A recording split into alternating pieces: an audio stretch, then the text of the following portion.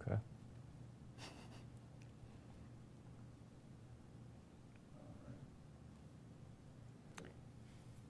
Welcome to our last virtual Summer Science on the Screen program. Thank you guys for all participating in our summer programs, and we hope that we'll see many of you next year in person, if not before then. All of our programs are available on YouTube. They're archived, so you can go back and revisit them or see any that you have missed. And don't forget that throughout this program, we'll be checking for questions through the chat box. So if you have any questions at all, type them in the chat box and we'll answer them live on the program. This summer has really flown by. Today, for our last episode, we are going to talk about things underwater and shipwrecks. Shipwrecks. So let's talk about the Outer Banks. So we're in a very unique place to talk about shipwrecks. It's called the Graveyard of the Atlantic, and there's between 2,000 and 5,000 shipwrecks off our coast. And so looking at the map that we have, you can see that there's shipwrecks all along the coast, all different kinds of shipwrecks. Anything from fishing boats all the way up to World War II submarines, all off our coast. And so we're going to go on a virtual dive a little bit later and actually visit one of these ships as they sit today. But before we get there, we're going to talk a little bit about how we find shipwrecks, what kind of technology we use to get there, and then some things about scuba diving. It sounds like a lot to learn. It's a lot of information, yeah. So North Carolina is so unique because of the way that we stick out into the ocean. You know, Cape Hatteras is very far out, kind of by itself out in the ocean there. And so we have a warm water current that flows past us to the south and a cold water current that comes down from the north. And we talked about currents earlier this summer, but those two things kind of meet off the coast of Cape Hatteras. And so there's shoaling that takes place, sandbars that move around. And so it can be a dangerous place for ships to travel. And also it's near deeper water. And it's part of a trade route or shipping lanes. And so all those things kind of come together as to why we have so many shipwrecks. When we're talking about finding a shipwreck, the first thing that we would need to do is have some idea of where it sank. Right, that makes sense. So once we know kind of where it might be in the ocean, the next step is to try to cover a large area of ocean easily and without a lot of effort. And so a way that we can do that is called Sidescan Sonar or using remote sensing. And so this works kind of like a fish finder. We drag this side scan behind the boat, and it's going to give us an image of what the seafloor looks like. And so we have a really short video of two researchers and archaeologists carefully putting a side scan in the water. So that's what it looks like on the back of a research vessel. They place it in the water, and then they're going to drag it behind the boat using this cable. And they're getting information real time. So as it happens, what the bottom of the ocean looks like, they can get it to a computer screen, and then they can go back and revisit those spots if they need to. And we will call those targets. And so when we find something kind of like that, we may not know exactly what it is yet. We might just have an image of something that looks a little bit different on the seafloor, and then we might have to go back and get closer. And similarly, we also have autonomous underwater vehicles. So they operate similar to the side scanner, but they are not attached to the boat, and they are automatic. They're self-guided and self-powered, and they move in what we call a mow the lawn pattern. So that means they go one way and then turn around, slightly overlap, going the other direction, and make like a snaking pattern. They use the sonar, they emit sonar beams to help them map, and by using that mowing the lawn pattern, they are able to get a full picture of what the bottom of the seafloor or the shipwreck looks like. There's also remotely operated vehicles, which are manned robots that you can go underwater with, and they are connected to the boat through a cable. So you are able, from the ship, someone is able to drive the robot through the water and able to control where it's going to be able to get the best picture that way. Yeah, and so we would use ROVs in situations we maybe couldn't send divers. If it's too deep or too dangerous, we could use the underwater robots to get a look at what we're seeing down there. And so today our focus is going to be on a ship that's right off the coast of Cape Hatteras called the Dixie Arrow. That's what we're going to visit on our virtual dive. A little bit of background on the Dixie Arrow. The Dixie Arrow was built in 1921 in New York. It's an oil transport vessel, so it moves oil around. Between 1923 and 1931, it serviced the largest oil centers in the United States, so it moved a lot of oil around. Its route was generally from Texas to the North Atlantic states, and in March 19, 1942, during World War II, it left Texas with 86,000 barrels of crude oil, and just a few days later, it was shot by the U-71 with 2 torpedoes and sank. And there was 22 survivors of the 33-man crew. And so that happened right off the coast of Cape Hatteras. That's right. And so Dave's told you what the Dixie Arrow is, and now I'll tell you where it is. Once it sunk, it landed about 15 miles south of Hatteras Inlet and can be found in about 90 feet of water. What's unique about this vessel is that it sits upright and intact on the seafloor, and it's about 468 feet long and almost 63 feet wide. And so looking at that picture, right, because it was full of oil when it sank, it caught on fire, and so there was a lot of smoke and a lot of damage to the ship as it sank. Here's what it looks like on the seafloor now. And so this image is provided by NOAA, and so using sonar technology called multi-beam, we're able to get an image of what it looks like as a whole ship. And so you can see from this image the bow and the stern, and we'll try to point those out to you again on our virtual dive when we're actually swimming around down there. But this is what the whole thing looks like. And you can tell it doesn't look just like those pictures we showed you earlier when the Dixie Arrow was at dock, because it's been down there since 1942, and so the elements have impacted it. Being a iron ship or a steel ship in salt water, eventually it's going to corrode. So to get us ready for our virtual dive, we need to talk a little bit about Scuba. Scuba stands for Self-Contained Underwater Breathing Apparatus.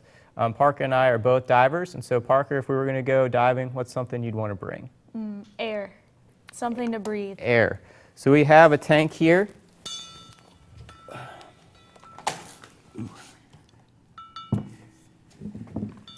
So in this tank is the air that we normally breathe in the atmosphere. Parker, do you know what's in the air that we breathe in the atmosphere? Oxygen and nitrogen. Very good. So 21% oxygen and about 78% nitrogen are the gases that are in the atmosphere right now, and that's what's inside this tank. So we use something called a compressor to jam that air into this tank at 3,000 pounds per square inch. So it's under high pressure in this tank, so it will last us a little while underwater. And so because of that, right, if we open up this valve without this special thing called a regulator on top, that air will come out very fast and it'd be too fast for us to breathe. So we have this regulator which changes the pressure and makes it a more usable pressure, and then it flows down these hoses to these different devices. Remember what this is called? This is another regulator. And so this is the regulator that would go in your mouth, and this is what you would breathe off of. And we have our tank on, but if you notice, there's no air coming out. So the regulator only works when you breathe. When you breathe in, it gives you the air that you need, and then you exhale, and your bubbles will go out into the environment. And that way, it's only working when you need it. So we have 2 of those. Any idea why we have 2 of these, Parker? Maybe if I need to share with a buddy. Good. So if we're diving together and I used up all my air, you could share one of these with me. And it also provides some redundancy, which means if one broke, we would have another one to use. So along with our regulator, we also have 2 little gauges right here. And so these gauges tell us, this one tells us how deep we are, which we're going to talk about a little bit later, why that's so important. And this other one tells us how much air is in our tank, which is also pretty important, right? You would want to know how much air you have while you're down there, so you could definitely get back up with enough. Yes, would not want to run out. No, me neither. And then one other hose that we have is going to connect to something called a BC. So this is our BC. Our BC is called, it's a buoyancy compensator. And so hopefully you guys have heard that term before. Buoyancy stands for whether something floats or sinks. And so using this little hose, we can hook it up. Maybe. Oop. There we go. So the air can now flow down that hose and into the BC. And so if Parker wanted to go up, she would add air, and you guys see what she's doing. She's not actually becoming lighter, but she's moving more water with her BC, and that would let her go up. If she wanted to go down, she could let air out, and that would make her take up less space, and so she would sink. And then there's parts of our dives where we want to be neutrally buoyant, where we're not going up or we're not going down, but we're staying right in the middle. And so you can adjust how much space you're taking up using this vest called a BC. Perfect. All right, besides our air, what else would we want? Probably something to help us navigate where we swim. Okay, navigate where we swim. So we would probably want Help to take us to some move. fins. And so our feet aren't shaped like this for a reason, right? Because humans spend a lot of their time on land and not in the water. But if we were to wear these fins, it would really help propel us through the water. Right? We have all this surface area that you could push against the water, and that would help move us right along. And because we have all this extra equipment on, we do need some help being able to swim through the water. And so with scuba, unlike swimming, you don't really use your hands very much or your arms. Most of the power is going to come from your fins, and you're just going to use your feet. We might also need a mask. Parker's getting all ready to go.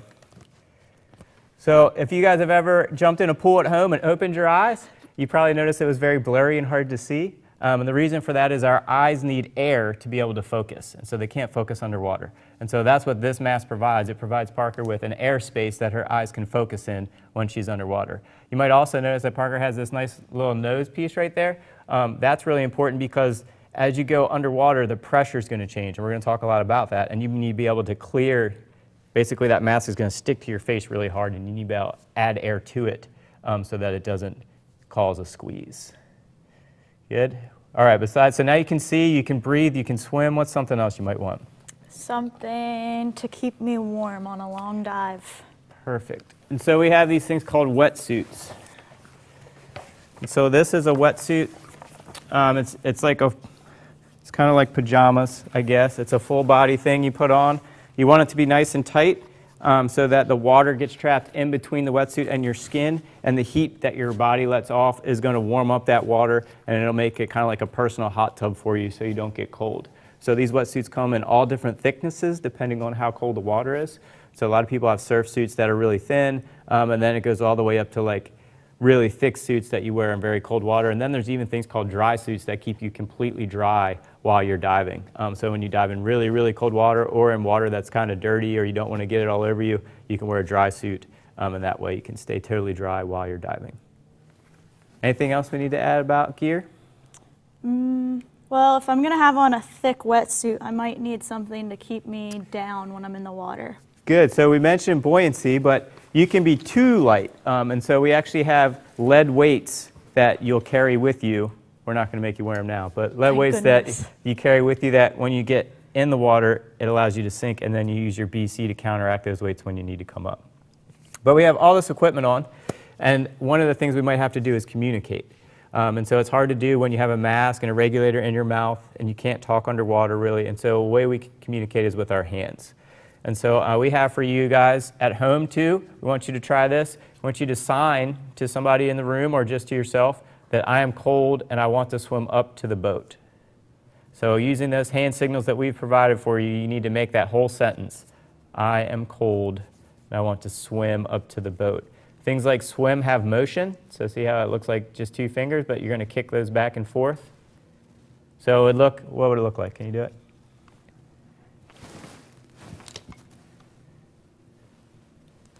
Perfect. I am cold. I want to swim up to the boat. Hopefully you guys got that one. Try this one. This is one we might need on our little virtual dive. Okay? Yeah. Okay. Oh, wait, large shark. Good. So that's the way that we could communicate. We'd also might want to communicate things like how much air we have left, or where the anchor line was, or where to take a picture. Depending on what work we're doing, we might have to have other signs besides just these ones. But that brings us to some things we need to know before we can get in the water. So we mentioned pressure with the mask and it's sticking to your face, but pressure is going to impact more than just our mask. It's going to impact our whole body. And so as we go underwater, the pressure is going to increase. You might have felt this before when you've been in a pool. If you dive down to the bottom and your ears hurt a little bit, you have to do something called equalize, which means you want the pressure on the outside to equal the pressure inside your head. And so pressure actually is the continuous physical force exerted on or against an object by something in contact with it. And so when we're talking about scuba diving, that pressure is coming from the water. And so we need to be able to adjust our spaces, sinus spaces, to be able to equal that pressure. And we know how much pressure there is. So right now we're under pressure, right? We have atmospheric pressure. That atmospheric pressure is 14.7 pounds per square inch. That's 1 atmosphere above our heads. Hopefully that makes sense to you. There's 1 atmosphere above us. But we know using math that as we dive, that pressure increases. And so every 33 feet that we go underwater, there's another entire atmosphere of pressure on us. And so today our dive site, do you remember how deep it is at the Dixie Arrow? 90 feet. Okay, so we're going to 90 feet. We're going to round up to 99 feet. So we're going to be under 4 atmospheres of pressure while we're diving. And so there'll be a lot more pressure on us at the bottom than there is standing on the surface. And one way to think about it, if you had a balloon, right, and there's a volume of air in this balloon, as you go down and the pressure is exerted on the balloon, it's going to get smaller. Between 1 atmosphere and 2 atmospheres, the size of the balloon is going to half. So the size of the balloon gets half the size that it was on the surface. And then as you go all the way down to 99 feet, it's going to be 1/4 of the size that it was on the surface. So as your depth increases, your pressure increases and your volume is going to decrease. And then as we come back up, the opposite is true. As your depth gets shallower, your pressure decreases and your volume is going to increase. And so we know that, and that's important for us to understand as divers because it really can impact our body and the way our body deals with those gases, the nitrogen and the oxygen we talked about. And so understanding pressure and how it impacts your body, super critical before we dive. There's 3 parts to a dive. We have the descent, which means going to the bottom. Then we have the actual dive, and we need to time that. So it's really important you know how long you've been underwater and how long you've been at depth. And then the third part of the dive is coming back up. And so depending on the first 2 parts, how long it takes us to get down and how long we dive, that may impact how long it takes us to get back up. And lastly, one more other thing we want to think about is how long we can stay underwater. And so this is a dive table, and they've been figured out mathematically and through experiments to know how long you can stay at certain depths. And so today we're diving to 90 feet. And so it says our no decompression limit would be 30 minutes. That's how long we could stay at 90 feet without owing decompression on the way back, which means you couldn't come straight to the surface. You have to slowly come up to let things off gas. So it's important to understand that it's not unlimited. Our body is impacted by the gases we breathe. At depth, you can't just stay forever. And so there's actual tables that you can use to figure out how long you can stay at certain depths. There's also computers now that do it all for you, but it's important that you understand why you have to do what you do. All right, any questions about gear? Any questions about gear? Doesn't look like it. All right, so let's move on to our virtual dive. So for me, sometimes the hardest part of the dive is getting from the bench where we're sitting down with all this gear on over to the side of the boat and getting in the water. And so we have a short clip of us jumping in the water. So you can see that we're wearing a lot more gear in those pictures. We have cameras we're taking with us. We jump off the boat. And so sometimes that's the hard part, is carrying all that stuff in the air, because once you get to the water, it becomes pretty much weightless. And so it doesn't really impact you as much. And then possibly my least favorite part is right here, and that's me on the ladder struggling right there, is to get all that equipment up out of the ocean and back up onto the boat. And so when you're on the back of a boat that's moving up and down in the seas, carrying all that equipment, it can be challenging to say the least. But so now that we kind of understand how we're going to get in and out, we're ready to go on our dive. And so we have a few minutes of footage that we're going to watch of the Dixie Arrow and what it looks like underwater. And so this is the Dixie Arrow. Yep, and so once we're in the water, the next step is making our way to the shipwreck. Sometimes it's a nice, easy sink to the bottom, but other times there is a lot of current, which makes it more difficult. So we can hang on to the anchor line until we get down to the shipwreck. And that means today we're going to drop about 100 feet. We've started at the stern and are beginning to investigate all of the areas of the shipwreck. And you'll notice some other divers in the water with us. These are archaeologists, and so they're actually studying this shipwreck. And so you might notice them using tape measures and drawing. and so they're actually drawing what they see underwater. We just did something with art, right? And so the skills that our archaeologist needs combined scuba diving, art, history and research, writing. There's a lot of different skills that go into being archaeologists, but these archaeologists are working in the water and they're writing on a special paper that's made out of plastic so that it doesn't rip or tear, and they use just a normal number 2 pencil, but they do use a mechanical pencil so that if their tip breaks, they don't have to come all the way back to the boat to sharpen it. They could just, get a new piece of lead out, and they also attach it to their tape measures or to their slates so that they don't accidentally lose it when they're underwater. Something else you hopefully notice. What do you notice about some of this footage? There are lots and lots of fish around. So the Dixie Arrow is famous for the amount of aquatic life or marine life that's found around it. And so there's lots of different animals that use shipwrecks in general, to go to congregate. It's kind of like our reefs in this area. We don't really have coral reefs. We have a few rocky reef areas, but we don't really have reefs like Florida would. And so the wrecks provide an area that things congregate to, kind of like an oasis in the ocean. And so there's lots of nooks and crannies where little things will come and live. There's algae and hard corals that might grow on the wreck, and that all attracts smaller fish, and then larger fish are attracted to smaller fish, and then eventually we might actually see large predators come in and use these shipwrecks as a way to find food. So there's a lot of colors and things. We talked about fish biology before. If you guys remember that lesson, take a look and think about where these fish might live and what they might eat just based on how they look and the adaptations they have. Our divers are moving now. We're moving from the stern towards the bow. And do you remember how long the Dixie Arrow was? About 468 feet. That sounds good to me. Yeah, it was over 400 feet long. So it's a long wreck. And so we're swimming down the length of that wreck. Like we said before, this doesn't look like it did the day it sank. It's been down there since the 40s, and so it's been down there for a long time, and so it's changed over time. Things have corroded and kind of fallen away.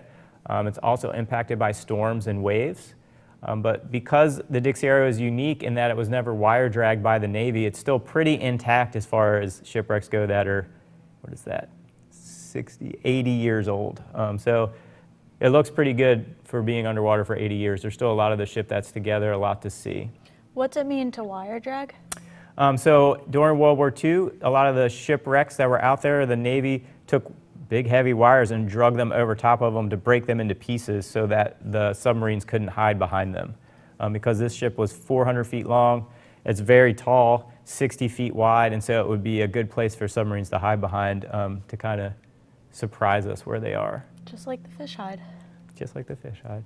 So here's another diver on our team. You might notice his gear looks a lot different. We talked about scuba setup where you exhale into the water. He didn't make any bubbles because he's on a rebreather. And so as he exhales, his machine, the rebreather, cleans up his exhale and puts new oxygen in, and then he breathes it again.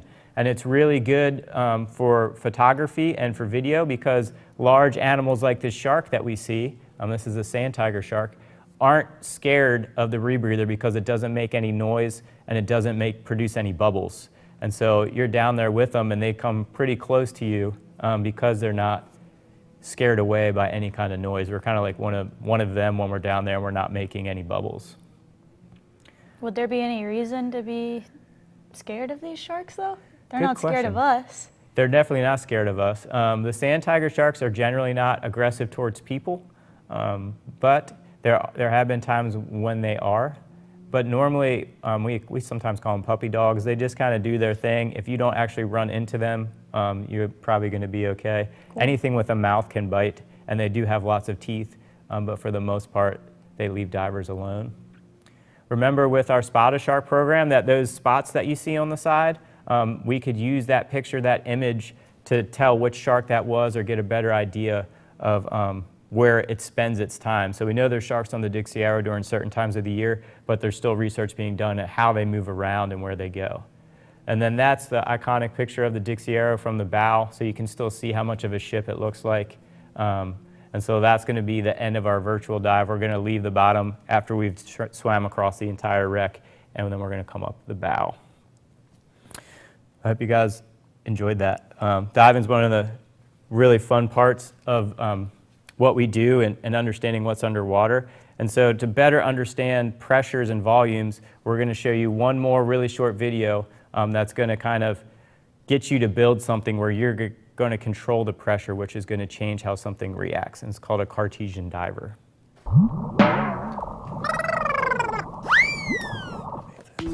Ow!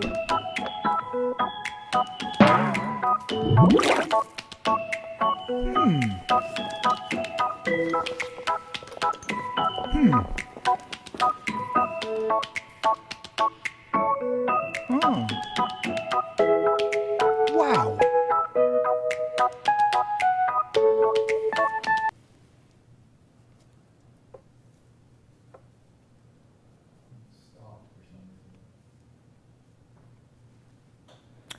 All right, so that video is available online too. If you want to go to our website, we have a link to that video that you can watch it there. And we also have another activity that has you building a sailboat out of parts that you have at home and then racing it and testing it to see how well it would do in a storm, to see if your sailboat would end up as a shipwreck. But the end result of the Cartesian divers is going to look like this. And so what happens is as you change the pressure by squeezing onto the bottle, it changes the volume of air inside of those pen caps, and they're going to sink to the bottom. And we've decorated, I can't say we, Parker and John have decorated these.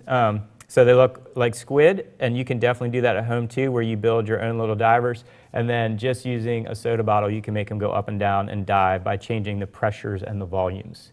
So hopefully you remember pressures and volumes after this.